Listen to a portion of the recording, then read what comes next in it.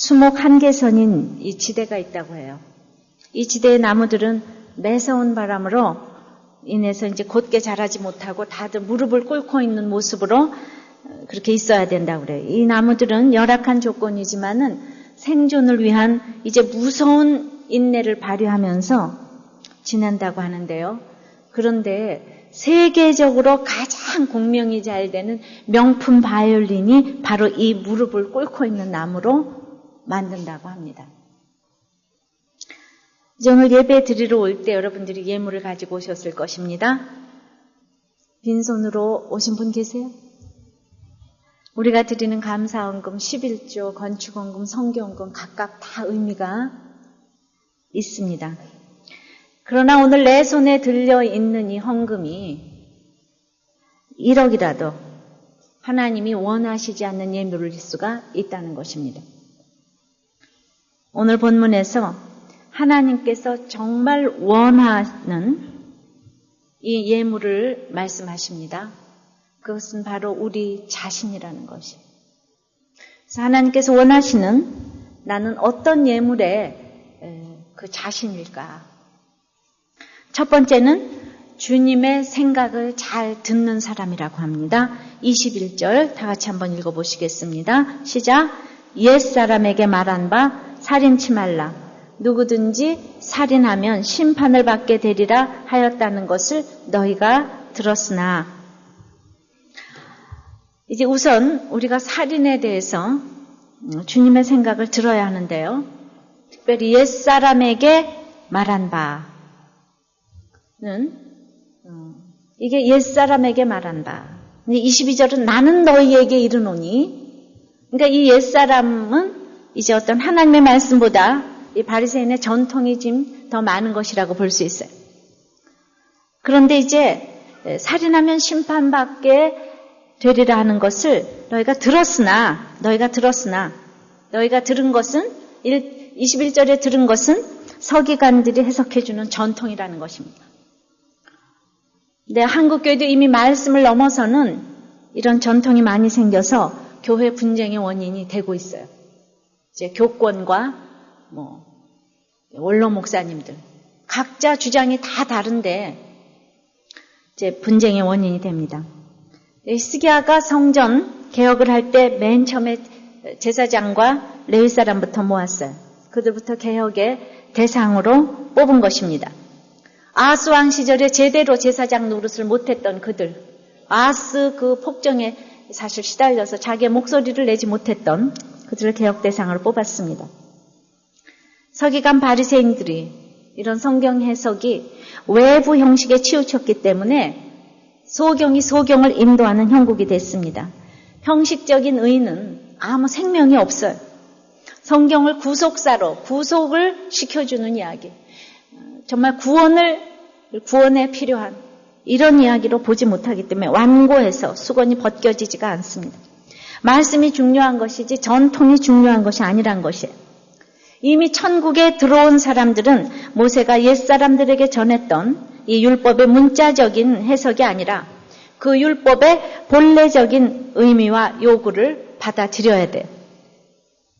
그래서 이 바리새인들의 전통이 아니라 주님께서 말씀하시는 22절에 나는 너희에게 이르노니 이것을 들어야 하는 것입니다. 22절입니다. 시작. 나는 너희에게 이르노니 형제에게 노하는 자마다 심판을 받게 되고 형제를 대하여 나가라 하는 자는 공회에 잡히게 되고 미련한 놈이라 하는 자는 지옥불에 들어가게 되리라. 출애굽기 19장 14절에서부터 25절까지 보면 율법을 모세를 통해서 율법을 수여받던 이 엄숙한 표현이었지만은 모세 때는 백성들이 산 위에 올라가지를 못했어요. 올라갔으면 죽었습니다. 그래서 너무 엄유한 주님의 말씀이기 때문에 보통 백성들이 보면 다 죽었어요. 그래서 말씀을 해석해 주다 보니까 이상한 이제 현상이 일어났는데 주님은 이제 산 위에서 직접 제자들에게 가르치셨어요. 그러니까 달라졌어요. 모세 때와 이 주님 때는 달라졌어요. 달라진 것을 우리가 잘 들어야 한다는 것입니다. 세상과 주님은 다른 것이에요.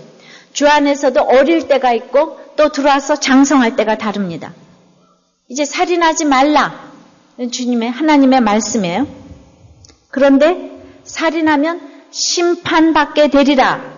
이것은 옛사람의 이 바리새인들의 그 해석, 그러니까 형사재판 정도로, 즉 하나님의 심판을 인간의 심판 정도로 이 격화시키는 것은, 그러니까 법망에 걸리면 죄고 걸리지 않으면 이제 무죄라는 것, 이런 것은 주님의 생각이 아니라는 거예요.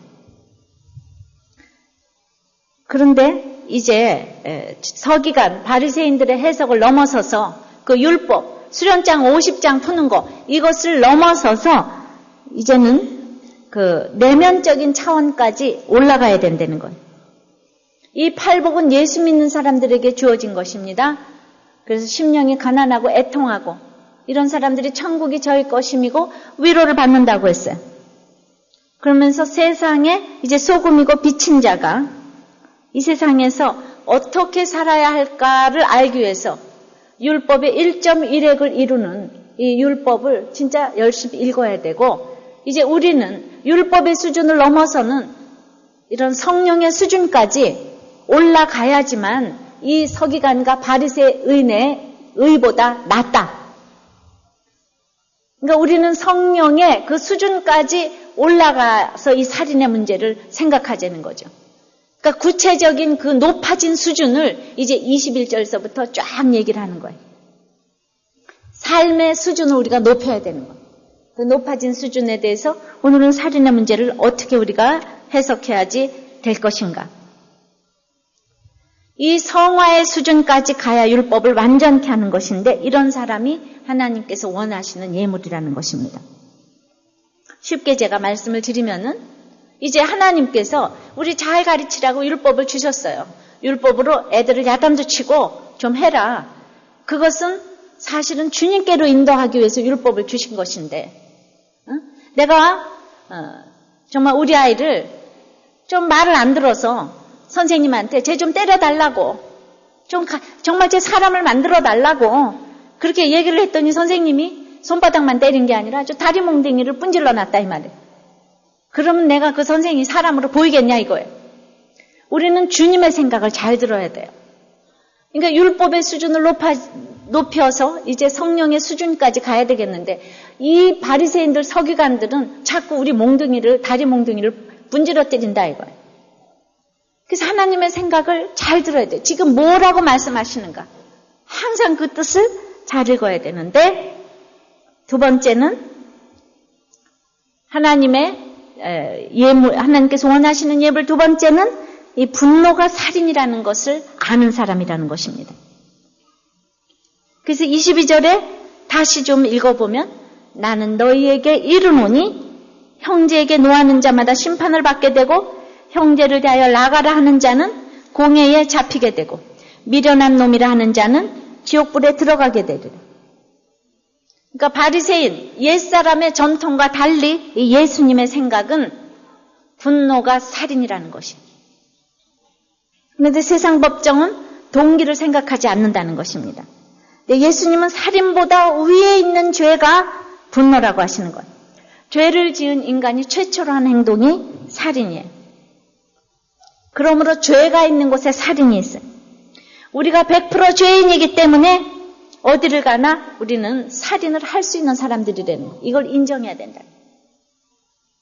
환경이 살인하지 못하게 했을 뿐이지 이미 살인하고 죽이고 싶은 분노는 사회 곳곳에서 일어날 수 있다는 거예요. 그래서 내가 정말 딸 때문에 왔는데, 딸 때문에 속색에서 왔는데, 딸이 정말 좋아져서 좋았는데 도로 옛날로 돌아간 것 같다. 정말 난 존속살인을 이해할 수가 있다. 어떤 집사님이 이렇게 얘기했어요. 우리는 이렇게 얘기할 수 있다는 것입니다. 이걸 인정해야 된다. 그런데 모두가 살인은 본인이 안 했으면서도 다 때려잡자가 주제가예요. 다 때려잡자. 노조가 그렇고 김일성을 때려잡고, 이번 주간에는 어떤 그 사이트에 이런 글까지 올라왔어요. 김대중 노무현을 총살해야 한다. 참 좋은 나라예요. 그러니까 왜 그런가? 국군 총사령관으로서 포로된 국군을 구출해야 한다는 당연한 조치를 안 하는 직무유기를 했다는 거예요. 자기 부하가 적군에 잡혀가고 있는데 소대장이 멀뚱히 바라보고 어떠한 구출 노력을 하지 않는다면 그는 군사법정에서 총살형을 선고받을 것이다. 자, 사람에 대한 분노는 이미 살인이에요. 그러니까 화를 내는 자도 이미 문제예요. 라가라, 형제를 보고 라가라 하는 자가 뭔가? 인간으로서의 존엄성을 짓밟고 인격을 모욕하는 심한 욕설이에요. 그러니까 우리가 그냥 사람을 죽인 것보다 그 사람의 명예를 더럽혔다 그러면 그 명예는 영원히 가는 거기 때문에 사실은 살인보다 더한 죄라는 거예요. 명예를 더럽히는 것이 더한 죄라는 겁니다. 미련한 놈이라는 것은 이것은 하나님을 부정하는 자라는 거예요. 종교적인 정죄로 멸망을 받았다는 것은 유대인들에게는 가장 심한 아주 저주의 욕설이, 라가보다 더 심한 욕설이. 그래서 이런 욕을 하면 우리가 점층법적으로 노하는 자는 심판을 받고 라가라 하는 자는 공회에 잡히고 미련한 놈이라 하는 자는 지옥불에 던진다고 그래요. 점점 형벌이 세지는 거예요. 얼마 전 지표에서 한 병사가 총기를 난사해서 8명의 생명을 무참히 앗아간 것을 우리가 보았어요.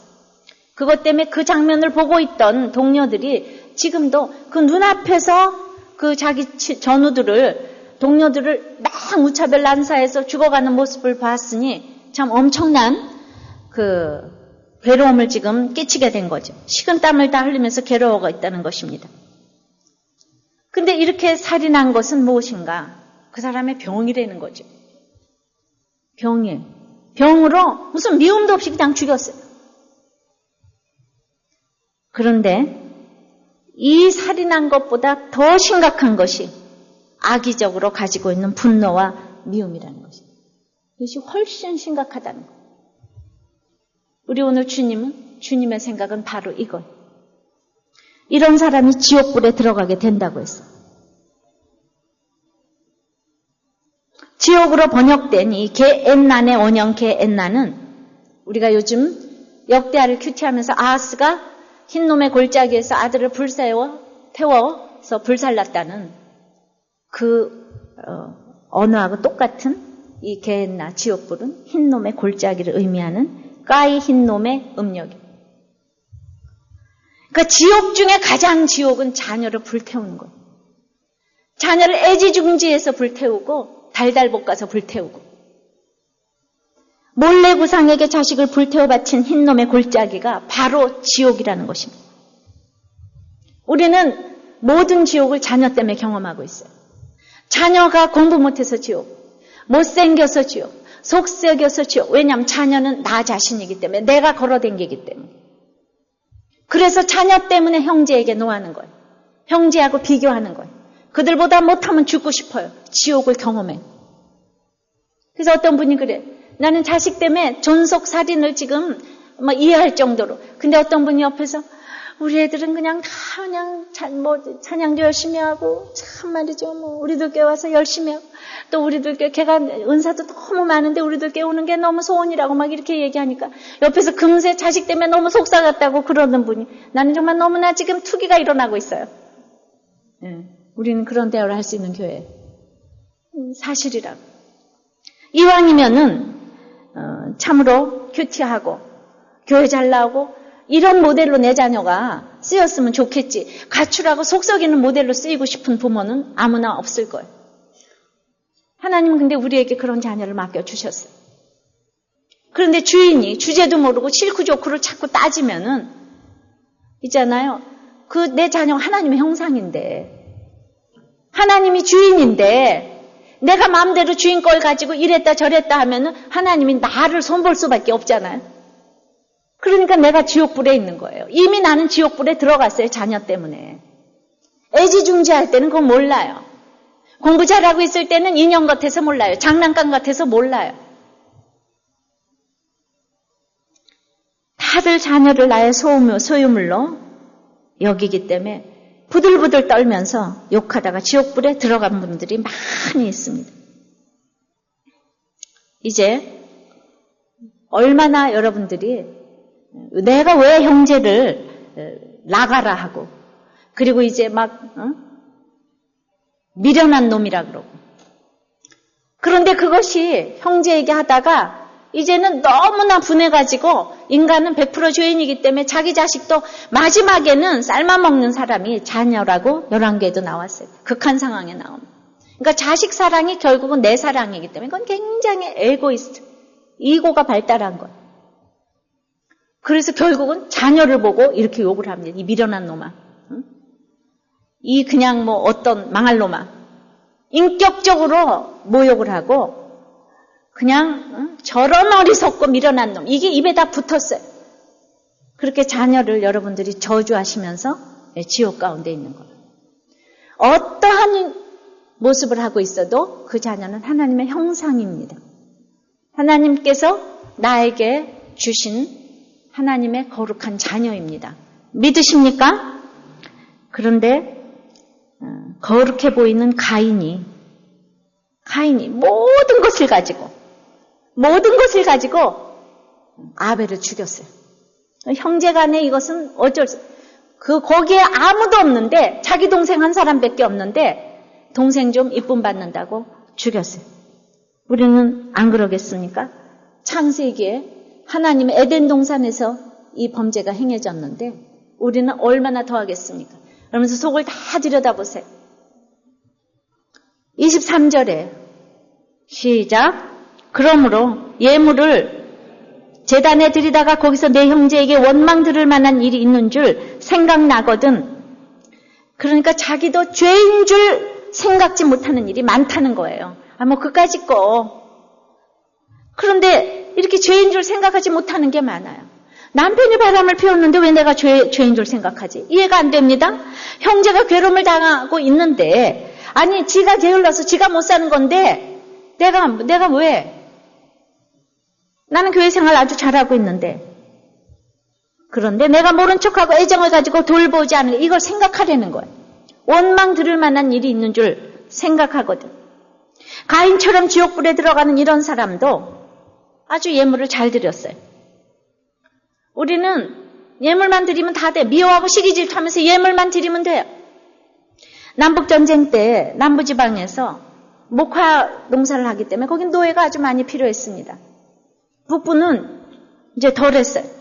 그러니까 노예를 부려서 자기네 하루아침에 기득권이 없어지는 거를 그 사람들이 도무지 용납이 안 되는 거예요. 그러니까 남쪽에서 남침례교가 아주 발달을 했는데 남침례교는 아주 경건합니다. 복음적이에요. 왜 그렇습니까? 특별히 개인의 경건을 강조하는 것이 이 남침례교예요. 왜냐하면 목화 농사 때문에 노예를 절대로 포기 못하겠는데 그렇다고 믿음이 있어요. 청교도로 시작한 나라인데 어떻게 노예를 부리겠어요. 그러니까 개인의 경건이 아주 발달을 했어요. 그래서 아주 보상심리로 헌금 잘하고 구제도 잘하고 봉사도 잘하는 사람들이 바로 남침례교 신자라는 거예요. 그래서 우리는 얼마든지 나를 합리화시키면서 그렇게 나는 이거는 포기하지 못해. 근데 나 홀로 다방에서 이렇게 다 헌금 잘 드리고 내 돈 가지고 내가 거룩하게 사는데 이것이 바로 가인의 신앙이라는 거예요. 그런데 헌금 잘 드리고 다 하면서 그들은 할 거 다 하고 교육열이 있는 대로 높아서 미국의 그 동부 지역의 교육열은 굉장치도 않습니다. 헌금을 드리다가 원망 들을 만한 일이 있는 줄 생각나거든. 생각나시기 바랍니다. 여러분들 생각나시기 바랍니다. 물론 아주 교회도 안 오고 헌금도 안 드리는 사람은 말할 것도 없어요. 근데 자꾸 보상 심리로 내가 이렇게 하려고 합니다. 그래서 그렇게 생각나거든. 세 번째는 먼저 가서 화목하는 사람이라고 합니다. 자, 하나님께 하나님의 원하는 예물이 되는 세 번째는 먼저 가서 화목하는 사람. 24절입니다. 시작. 예물을 제단 앞에 두고 먼저 가서 형제와 화목하고 그 후에 와서 예물을 드리라. 예물을 드리지 말라는 것이 아니에요. 제단 앞에 두고 화목하려는 것. 이 말은 교회와 형제와 세상과 원수 모두에게 해당하는 말이에요. 사실 형제와 불편하다면요. 먼저 나 자신과 내 자신이 벌써 불편해요. 우리는 죄를 지으면은요. 무화과 나무로 치마를 만들어 입었어도 완전치가 못해요. 날마다 부끄럽고 수치스러워요. 하나님은 우리에게 복 주시기를 원하세요. 창세기 1장 28절에 우리는 생육하고 번성해서 이게 복을 주시기를 원하세요. 근데 3장 15절에 뭐가 나오는가 하면은 그 원시복음 예수 그리스도의 그 복음이 처음 나오면서 내가 너로 여자와 원수가 되게 하고 너의 후손도 여자의 후손과 원수가 되게 하리니 여자의 후손은 내 머리를 상하게 할 것이요 너는 그의 발꿈치를 상하게 할 것이라. 여기에 이제 원수가 나옵니다. 복 주시겠다고 하는데 이 최초로 이 원수라는 얘기예요. 뱀과 여자의 후손 즉 예수 그리스도는 원수예요. 그래서 날마다 눈을 뜨면 우리는 누구를 원수로 놓을 것인가를 결정하셔야 돼요. 여자의 역할은 뭔가? 예수 그리스도의 조상이며 후손인 우리 여자의 역할은 무엇인가? 여자의 후손으로 오실 메시아를 낳는 일이에요. 메시아를 낳는 일은 날마다 사단에게 발뒤꿈치를 상하게 하는 일이 기다리고 있어요. 그래서 이제 아무리 발뒤꿈치를 상하게 해도 우리는 예수님을 낳아야지 되니까 이제 아이를 낳아야 돼요. 그래서 죄인에게 잉태하는 고통을 주신다고 했어요. 하나님께서 뱀의 후손을 예수님이 오면 머리를 탁 상하게 해서 다 멸한다고 약속을 주셨지만은 그 다음에 이어나오는 3장 그 16절부터 보면은 잉태의 고통을 허락하신다고 그랬어요. 뱀의 후손을 물리쳐 주신다고 약속했는데 그 다음 구절에 잉태하는 고통을 주신대. 그러니까 잉태의 고통이 축복이에요, 벌이에요. 예? 축복이에요, 벌이에요. 선악과 따먹은 인간은 자기가 죄인이라는 것을 날마다 잊어먹고 있기 때문에 이 땅에서 이렇게 고통을 허락하시지 않으면 자기가 죄인이라는 것을 날마다 잊어먹는 거예요. 그래서 고통은 내가 죄인이라는 것을 기억하는 가장 좋은 법이에요. 그래서 어떤 사람이 시를 쓰면서 상처만 풀잎, 그 상처 많은 꽃잎, 풀잎에도 상처가 있다, 꽃잎에도 상처가 있다. 근데 상처 많은 꽃잎이 가장 향기롭다. 안 그래요? 꽃잎에 상처를 내면 그 향기가 오지 않아요. 그래서 잉태의 고통을 당하는 우리가 예수의 후손을 낳을 수 있는 향기로운 인생이 될 수 있다는 것입니다. 하나님 아담과 하와가 이제 사실은 죄짓고 생명나무 실과 따먹고 죄로 영생할까 봐 사실은 내쫓으셨어요. 이것은 얼마나 축복인지 몰라요. 죄짓고 영원히 살면 어떻게 해요? 복제인간 해가지고 계속 돈 많은 사람이 자기하고 똑같은 세포를 해서 복제인간을 만들어 놓고 아파지면은 그 장기를 갖다가 하고 그래서 한 세대를 살고 또 한 세대를 살고 또 한 세대를 살고 이게 라일리언 종교에서 그거 영생하는 거라 그러잖아요. 아일랜드란 영화가 한국에 왔어요. 이거 좀 보시기 바래요. 존스 홉킨스 병원 이 모든 병원의 자문을 구해서 그 영화를 만들었다고 합니다. 멀쩡한 똑같은 인간, 이번에 스누피 개 봤지요? 인간도 똑같이 만들어 놓고 간이 아프다 그러면 그 사람 죽여버리고 거기서 간 꺼내서 여기다 이식하는 거예요. 이건 정말 무서운 거 아닙니까? 요새 점점 무서운 세상으로 가고 있어요. 그래서 그거 막 대결하는 영화예요. 과연 미국은 미국입니다. 제가 설교하는 거 역시 그거 다 영어를 하고 있어요. 한국에서는 지금 그 얘기하면 맞아 죽어요. 그 누군가가 우상이기 때문에 큰일 납니다, 요새. 그 아일랜드라는 영화를 좀 꼭 보시기를 바래요. 자, 그래서 이제 가인, 아벨, 이제 제물을 드렸어요. 그랬는데 아벨의 제물만 연락하셨어요. 가인 건 연락하지 않으셨어요. 그런데 전형적인 죄인의 모습인 이 가인은요, 노기가 충천해갖고 부들부들 떱니다. 나의 안 받으시는 부분에 대해서 아벨을 담고자 하고 이제 내가 배우고자 해야지 되는데 내 안 받은 것에 대해서 분기가 탱천해서 펄펄 뛰게 됐어요. 창세기 4장 6절에서 7절까지는 하나님이 내가 선을 행하면 어찌 낯을 들지 못하느냐 말씀하셨어요. 네가 지금 그렇게 난리치고 그러면서도 피하고 낯을 들지 못하는 것은 선을 행하지 못했기 때문이라는 거예요. 죄의 소원이 있어도 죄를 다스려야 하는데 낯을 들지 못하는 것은 선을 행치 못한 것 때문이라는 거예요. 선을 행치 않고 제물을 드리니까 지금 그 제물을 안 받으신다는 겁니다. 그러니까 곡물이가 양인가의 문제가 아니라는 거예요. 근데 이 땅의 서기관들, 백성들은 다 양인가 곡식인가 이것만 따진다는 거예요. 구속사를 모르니까 하나님을 아주 비인격적으로 이상하게 만들어 놓는 거예요. 그래서 우리는 짐승의 제사를 지내야 된다. 그거 아니래. 가인의 큰 문제는 죄를 지은 것도 있지만은 회개를 그 후도 여러 번 찾아와서 회개의 기회를 촉구했는데 가인이 그때마다 회개를 하지 않았다는 것입니다.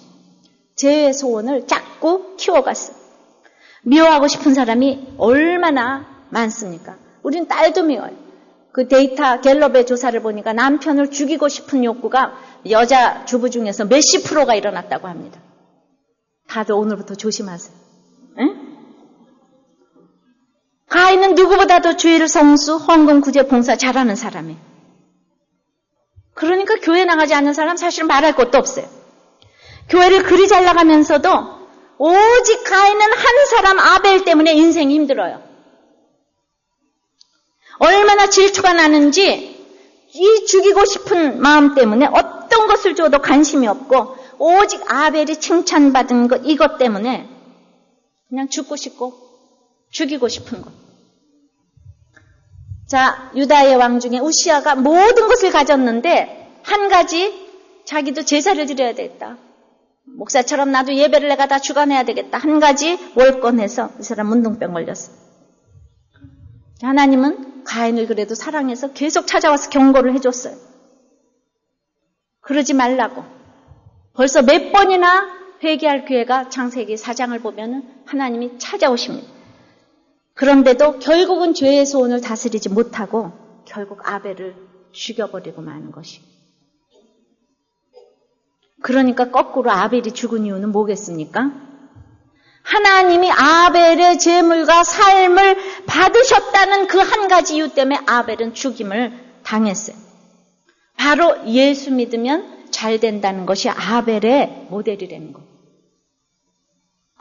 아무 이유 없이 내가 오직 나는 가인 미워하지도 않고 하나님께 그리고 남들 이렇게 섬기면서 간다는 그것 때문에 가인이 아벨을 죽인 거예요. 내가 오직 주님께 순종하고 가는 그것 때문에 우리는 맞아 죽을 일이 너무나 많이 있어요. 에녹이 그랬어요. 성경에 믿음 좋은 인물들이 바로 예수 믿어서 잘 되는 모델을 의를 위해서 핍박받는다는 것이 바로 이런 것이라는 것입니다. 그런데 기가 막힌 것은 아벨이 죽었어도 가인이 회개를 하지 않아요. 그리고 너를 위해서 이제 벌이 7배고 네 7대손 라멕을 위해서는 벌이 77배다. 그래도 하나님께서 대우해 주셨어요. 그래도 벌이 억울하다고. 억울하다고. 그리고는 두려워합니다. 뭐라고 얘기를 하는가 하면 4장 14절에 이렇게 얘기를 합니다. 주께서 오늘 이 지면에서 나를 쫓아내시온 즉 내가 주의 낯을 배웁지 못하리. 내가 땅에서 피하며 유리하는 자가 될지라 무릇 만나는 자마다 나를 죽이겠나이다. 있잖아요. 이렇게 죄를 회개하지 않는 사람들은 죄책감 때문에 괴로워해. 그래서 그냥 항상 죽을 것 같은 느낌을, 죽을 것 같은. 우리는 예수 믿고 나서 죽으면 죽으리라. 부도가 나도 죽으면 죽으리라. 암이 걸려도 죽으면 죽으리라. 아니면 남편이 바람을 펴도 죽으면 죽으리라. 하는데 사단이 한 길로 왔다 7길로 도망갈 건데 그래서 아벨은 그냥 탁 죽었잖아요. 시원하게. 근데 가인은 그냥 죽여놓고 나서 지금 괴로운 거예요. 죽여놓고 나서 괴로운 거예요. 그래서 여러분들이 막 지금 이 사건에서 죽을 것 같다면 죄 문제가 해결되지 않고 하나님을 지금 떠나는 거하고 똑같아요. 사단이 가장 싫어하는 것이 회개거든요. 회개를 싫어하기 때문에 지금 떠나는 거예요. 공동체에서 떠나는 거예요. 성경 공부도 떠나는 거예요. 목장 예배도 떠나는 거예요. 뭐 자꾸 회개하라 그러니까 싫어. 남편이 바람피는 왜 나보고 맨날 잘못했다고 그래. 우리가 그 심슨이라는 사람이 그 진통제를 만들어냈다. 인류 최고의 그 발견 아니겠어요? 이름이 지금 맞는지 잘 모르겠습니다. 하여튼 심슨이라는. 예. 근데 그 외에도 그 사람은 굉장한 것을 많이 발명해냈어요. 인류의 복지 증진을 위해서. 그래서 그 사람이 다 인생을 마치면서 자기가 발견한 것 중에서 최고의 발견품이 무엇이냐 물어봤더니 이 사람이 하는 얘기가 내가 죄인이라는 것 발견한 게 최고의 발견. 여러분들 자기가 죄인이라는 것을 알고 시작하는 것은 뭐든지 성공하는 거예요. 죄인이라는 전제 아래서 정치를 하면 튼튼한 거예요. 죄인이라는 전제 아래서 교회에서 봉사를 하면 그 사람은 열매가 많은 거예요. 죄인이라는 전제 아래서 공부를 하면 공부를 잘할 수밖에 없어요. 죄인이 뭡니까? 쪽새 아래 붙들려 있는 사람이에요. 아니 쇠사슬에 매여 있는 사람이 뭔 할 말이 있겠어요? 근데 내가 잘났어요. 잘난 사람들이 모여 있으니까 문제가 많은 거예요. 내가 죄인이라는 것을 고백하는 사람들끼리 모여 있은 거예요. 화평이 있어요. 탕자가 그냥 쥐엄나무 먹기로 결정돼 그것도 없어서 돌아왔죠. 돌아오면 그때부터 길이 열리잖아요. 금가락지를 끼우고 옷이 있는데 그거를 못해요. 가인인 거예요. 죽어도 회개가 안 되는 거예요. 쥐엄나무까지 가도 얘는 안 되는 거예요. 근데 하나님이 창세기 4장 끝나고 나서 있잖아요.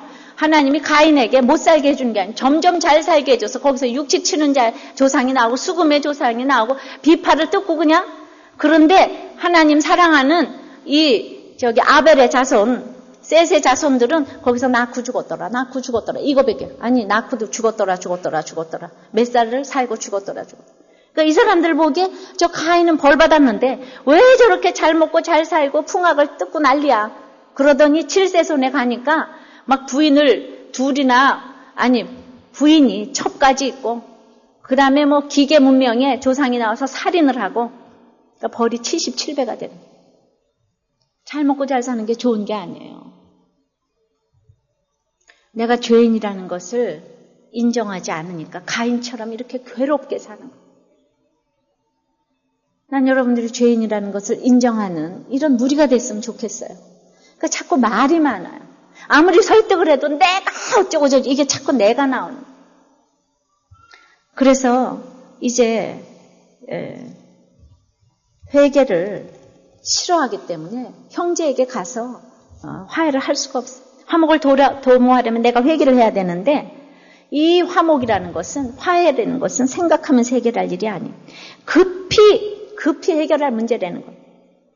살인은 미움의 어떤 순간적 행동이기 때문에 아주 급한 성격을 가졌어요. 그래서 누군가 언쟁하거나 또는 안 좋은 기분으로 있는 것은 정말 못 견딜 일이에요. 제단 앞에 두고는 그만큼 급한 일이라는 것입니다. 자, 25절입니다. 너를 다 같이 읽어요. 너를 송사하는 자와 함께 길에 있을 때 급히 사화하라. 그 송사하는 자가 너를 재판관에게 내어주고 재판관이 관예에게 내어줘 옥에 가둘까 염려하라. 오늘 나에게 무슨 일이 있을지 모르기 때문에 급히 사화해야 영원한 지옥이 면제됩니다. 한번 지옥에 가면 영원히 빠져나올 수가 없기 때문에 살인하지 말라 해서 그치지 않고 이제 오히려 사람들과 화합하는 데까지 가라 하는 것. 이제 끊어진 관계를 회복시켜줘야 되는 것. 그래서 하나님과의 관계까지 회복시켜줘야지 온전한 회복에. 그런데 그것을 안 하면은 사화를 안 하면 화해를 안 하면 재판관이 관예에게 내어주어 옥에 가둘까 염려하라. 이제 시간을 놓치면 내가 회개할 시간 이걸 놓치면 옥에 갇힌대요. 어떻게 옥에 갇혀요? 기회를 놓치면 이제 나는 미움과 절망과 원망의 옥에 갇히게 되는 거예요. 그래서 어떤 대로 해결할 것을 말로 이제는 내가 가서 해도 그 사람이 받아들이지를 않는 거예요. 깊어지기 때문에. 우리는 의사소통이 5가지 단계가 있다고 이번에 배웠어요. 수련회에서. 비상적인 수준이 있고 정보 전달의 수준이 있고 또 이제 의견 판단을 말하는 수준이 있고 감정을 나누는 수준이 있고 절정의 대화를 경험하는 수준이 있대. 그런데 사실 비상적인 대화를 평소에 했어야지 가서 화해도 할 거 아니겠어요? 그러니까 이웃 주민을 만나면 안녕하세요? 안녕하세요? 절대로 말이 안 나오죠, 여러분들? 그냥 마지못해 하고는 만날까봐 모자를 푹 숙이고 문소리가 나면은 저 사람 나간 다음에 내려가야지. 우리 이 동양 사람들이 그런 거 있죠. 근데 안녕하세요, 안녕하세요도 해버릇해야지. 그 다음에 어머나 이 밑에서 세일한대요. 이런 얘기도 할 수 있는 거예요. 정보 전달을 할 수가 있는 거예요. 그래야지 조금 가면 어머나 저 동장님이 좀 이상하대. 그 의견 판단을 할 수가 있어요. 의견 판단 못해요. 그러면 이제 네 번째 단계가 가가지고는 어머나 정말 내가 알고 봤더니 정말 우리 애는 어쩌고 저쩌고 정말 큰일이에요. 이 사랑의 이 감정적인 언어를 얘기할 수가 있어. 다섯 번째는 드디어 나는 과부가 하는 절정의 대화를 할 수가 있게 되는 거예요. 오픈을 할 수 있게 되는 거예요. 그러니까 안녕하세요부터 시작을 해야 돼요. 그래야지 그 다음 단계로 넘어갈 수가 있는데 미운 사람에게 그런 말이 나오기가 얼마나 어렵습니까? 근데 내일 마지막이라고 생각하고 이제 여러분들이 연습하셔야 돼요. 첫 단추가 어려워요. 왜 우리들 교회 오면 살아나겠어요? 이 비상적인 정보 전달, 이것도 어려운 판인데 이번에도 우리 새가족 모임을 하면서 이 모든 단계를 뛰어넘어서 감정의 대화도 뛰어넘어서 우리는 다 절정의 대화를 하죠. 그냥 오자마자 우리 남편이 어쩌고 저쩌고 그냥 우리 애는 가출을 하고 속을 새기고 다 눈물. 4시부터 밤중 11시까지 이어지는데요. 우리는 어떻게 하면 저 마음을 열을까? 저분이 어떻게 하면 자기 말을 할까? 걱정할 필요가 전혀 없어요. 오시기만 하면 그냥 제가 하라고 하나도 강요하지 않습니다. 근데 절정의 대화들을 다 해서 모든 단계들을 뛰어넘었어요. 부부간에 이런 절정의 대화를 합니까? 고부간에 이런 절정의 대화를 합니까? 사실 왜들 오겠어요? 네. 빠른 시간 내에. 이게 와서 마음대로 얘기를 하니까 편안해서 오는 거예요. 중고등부고 청년부고 우리는 요새 상처 없는 아이들이 없어요. 상처 없는 청년들이 없어요. 근데 오는데 와보니까 편한 거예요. 부모님 얘기 마음대로 할 수 있는 거예요. 형제들 얘기 마음대로 하는 거예요. 저 반나 위선적으로 살다가 애들서부터 이제 꼬마들부터 적용이 이루어지는 거예요. 꼬마들부터 맨날 엄마 아빠 욕하는 거야. 여러분들 잘 살으셔야 돼요. 위선적으로 살았다면 큰일 나는 거예요. 애들에 비치는 그 거울이 그러니까 서로가 다 서로에게 거울이 되는 거예요. 그런데 이런 것들을 못하면 이제 옥에 갇히게 돼 있어요. 이 근육도 말이죠. 뼈도 다 활동하지 않으면 비만에 걸리고 욕창에 걸려서 꼼짝 못하는 옥에 진짜 갇힌다는 거예요. 활동을 해야 돼요. 에베소 4장 26절, 27절에 보면 분을 내어도 죄를 짓지 말며 해가 지도록 분을 품지 말고 마귀로 틈을 타지 못하게 하라. 우리는 분을 낼 수가 있어요. 연약하니까. 그런데 이것이 살인죄라는 것을 알고 빨리 하루가 가기 전에 사화하면 돼. 화해하면 돼. 그런데 시간이 갈수록 못할수록 옥에 갇힌다는 거예요. 그래서 폐쇄적이 돼서 나가지도 못하고 모두가 적으로 돌변하고 가는 사람 오는 사람 다 상처 주고 그것이 깊어져 가는 거예요. 상처가 깊은 사람은 깊은 사람일수록 정말 힘든 사람들 저한테 연락 많이 합니다. 본인들은 안 와도 정말 갈 데 올 데 없으면 저한테 목사님 그래요. 그런데 그런 분들이 각자 목장에 왔는데 모든 모원들이 다 깨어있는 거예요. 그분들 살리려고 다 깨어있는 거예요. 내가 평소 같으면 만나지도 않을 사람들인데 다 깨어있는 거예요. 하나님은 우리 목장을 축복하지 않을 수가 없는 거예요. 그게 나쁜 게 아니에요. 교회의 본연의 임무를 지금 감당하고 있잖아. 그래서 온 교회가 깨어있을 수밖에 없어요. 문제가 일어날수록 우리가 다 깨어있는 거예요. 무슨 한 가지 문제가 나면 정신이 다 번쩍 나는. 이제 정신이 번쩍 나는 게 계속 이어지다 보니까 깨어있을 수밖에 없잖아. 자, 무슨 문제가 대단해서가 아니에요. 26절입니다. 시작. 진실로 내게 이르노니 내가 홀이라도 남김이 없이 다 갚기 전에는 결단코 거기서 나오지 못하리라. 23절에 이 원망을 들을 만한 일. 이 중에서 홀이라도. 이 중에서요. 이 원어를 보면은 원망에 단순히 전치사만 썼는데 그것은 심각한 원수만 가서 갚으려는 것이 아니라 단순한 의견 대립도 모두 포함되는 걸 의미한다는 거예요. 그것도 빨리 가서 화해를 하려는 거예요.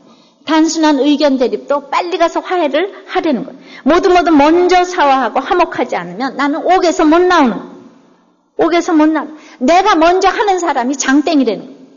어제 제가 지나간 아마 재방송이었는데 TV는 사랑을 싣고 이런 프로를 봤어요. 근데 고아원이지 제가 처음에는 못 봤습니다.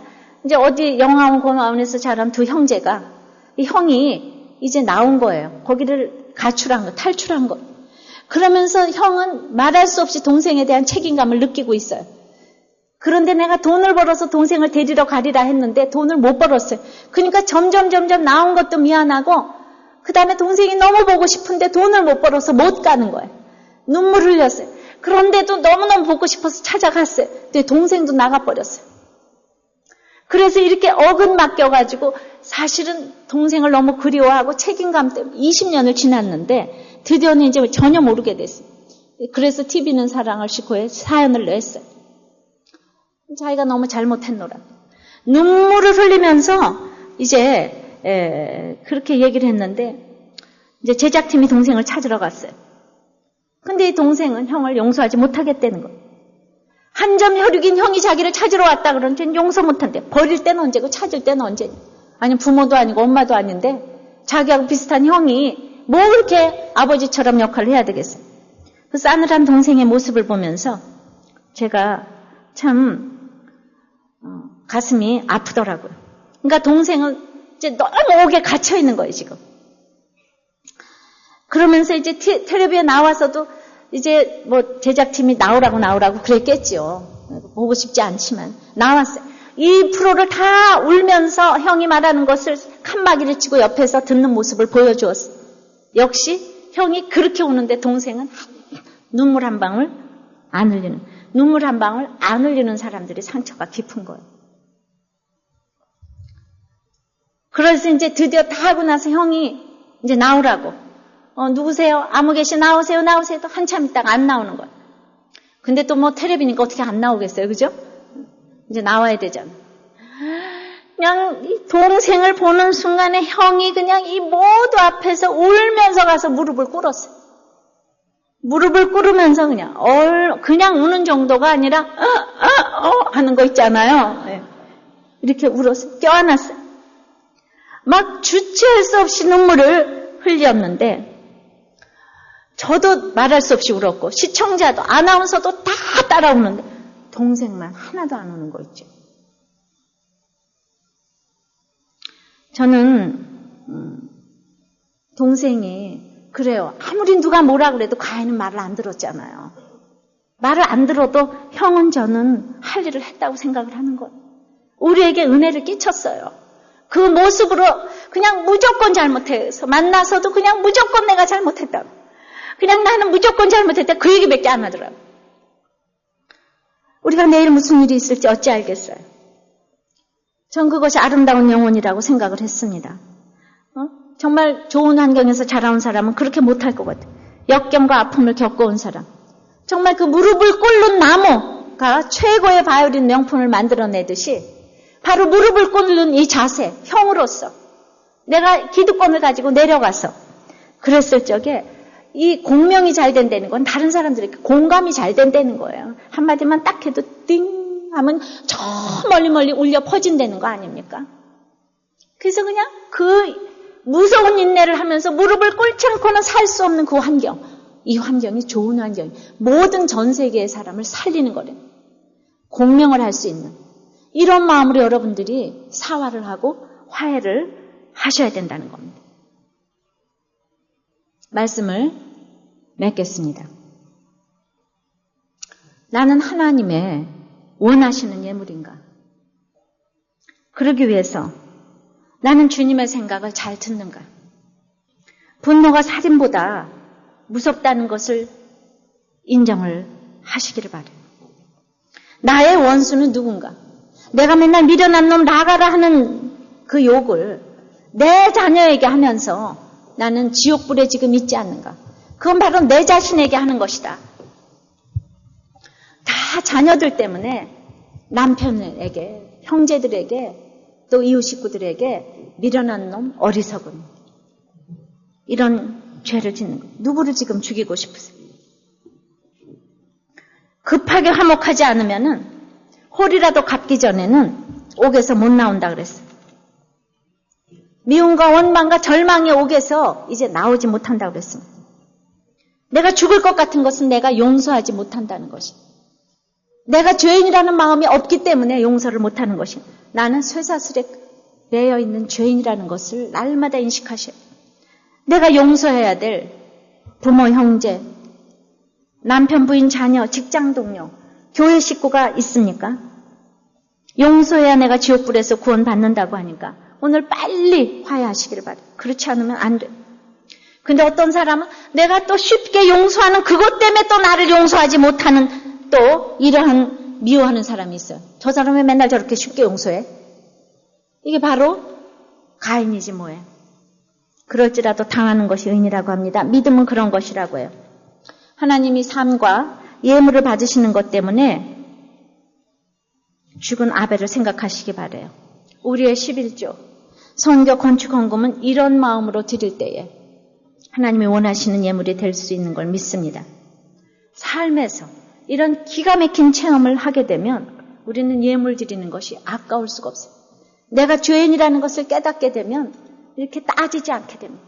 이런 하나님의 기뻐하시는 예물이 되게 해달라고 우리 다 같이 기도하십니다. 다 같이 기도하시겠습니다.